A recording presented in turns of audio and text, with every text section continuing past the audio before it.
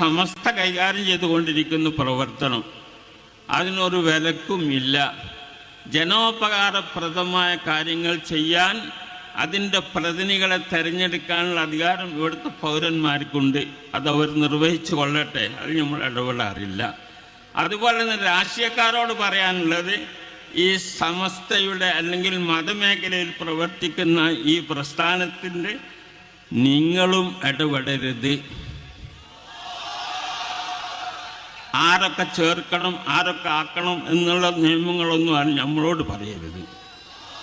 അത് സമസ്ത ചെയ്യും, സമസ്തക്ക് അതിനറിയാം, സമസ്തക്ക് യോഗ്യരായ പ്രവർത്തകർ അതിനുണ്ട്.